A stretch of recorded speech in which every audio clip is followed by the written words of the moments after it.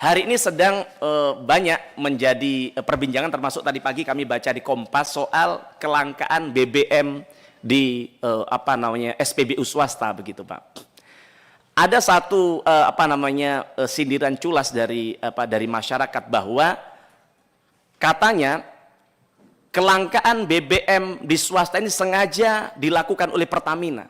Karena Pertamina tidak rela harga dirinya merasa hancur karena apa? Karena ketika orang isi BBM lebih memilih di BBM swasta daripada di di SPBU Pertamina, Pak. Nah, pertanyaan kami itu betul tidak, Pak? Yang katanya Pertamina meminjam tangannya ESDM untuk bagaimana menghambat importasi terhadap SPBU swasta. Kalau yang terjadi kami ikut kecewa, Pak. Harusnya dengan kejadian fenomena masyarakat yang lebih memilih antri berjam-jam di SPBU swasta dan dibandingkan di SPBU Pertamina, ini harusnya menjadi introspeksi buat Pertamina. Artinya kepercayaan publik kepada Pertamina sedang tidak baik-baik saja.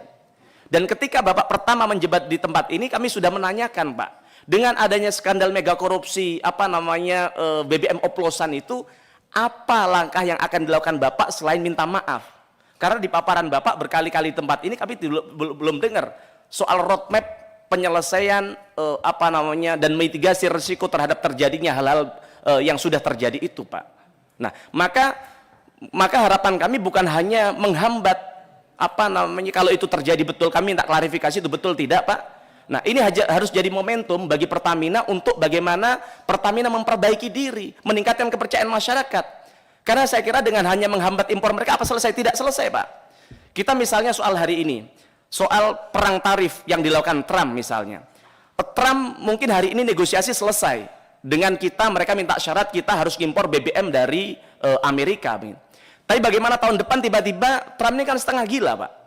Tiba-tiba tahun depan dia naikkan tarif lagi dan bernego kepada kita, tiba-tiba mereka minta SPBU-nya masuk di negara kita. Saya yakin kalau SPBU Amerika masuk di tempat ini, Pertamina akan gulung tikar, Pak.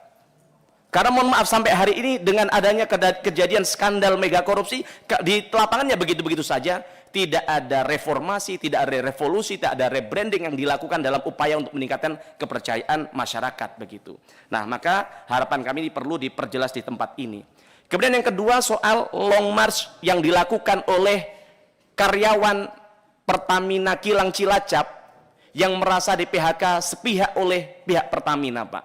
Nah, kami ingin mempertanyakan bagaimana peran dan kontribusi Pertamina terhadap 19 juta lapangan pekerjaan yang dijanjikan oleh Presiden Prabowo, Pak.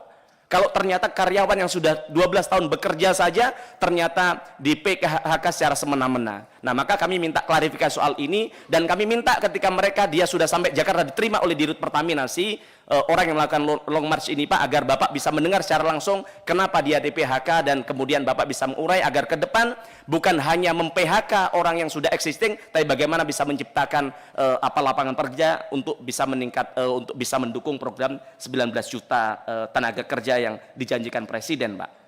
Nah, kemudian selanjutnya kalau kita baca soal mega proyek strategis nasional di sektor migas, yang ternyata kami buka-buka empat-empatnya adalah perusahaan asing, Pak. Kenapa tidak ada Pertamina yang masuk di dalamnya, Pak? Nah, bahkan salah satunya adalah milik Genting Oil dari Malaysia.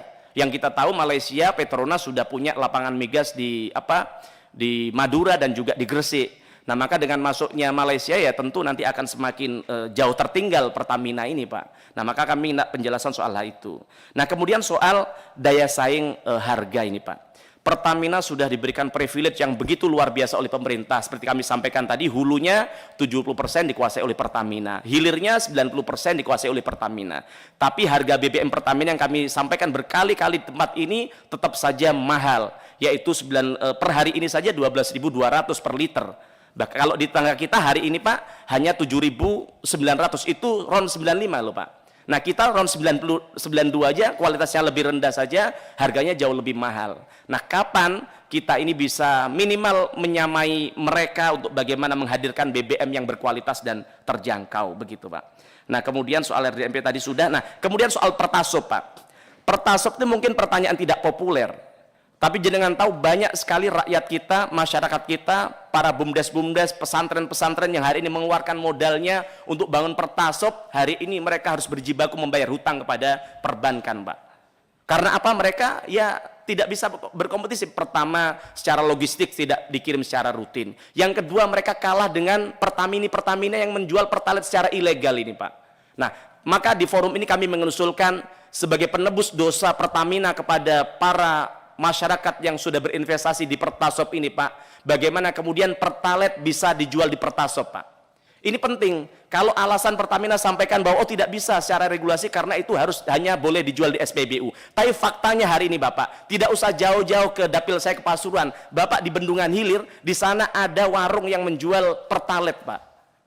Artinya apa? Ada kebocoran, ada oknum yang bermain. Maka daripada kebocoran ini dinikmati oleh oknum, dinikmati oleh orang-orang tertentu, lebih baik dinikmati oleh negara, dinikmati oleh rakyat kita yang sudah berinvestasi di Pertasop, Pak. Nah, maka kami minta komentar dari Bapak soal hal ini, dan harapan kami soal Pertalite bisa dijual di Pertasop minimal sampai mereka balik modal, itu bisa diterapkan oleh Pertamina. Nah, kemudian selanjutnya soal regasifikasi. Iya, tadi pagi saya baca di koran Kompas soal regasifikasi yang dilakukan oleh PGN ternyata menjadi beban bagi PGN yang kemudian menurunkan kinerja keuangannya. Nah, kami minta penjelasan di tempat ini, Pak, kenapa itu bisa terjadi. Kami tidak mau ke depan penugasan yang diberikan negara, PGN tugasnya baik, tujuannya mulia untuk bagaimana menyelamatkan industri kita, tapi justru PGN sendiri nanti bleeding. Nah, kami tidak mau itu terjadi, kami minta dijelaskan di tempat ini. Itu aja dari kami, matur nuwun. Assalamualaikum warahmatullahi wabarakatuh.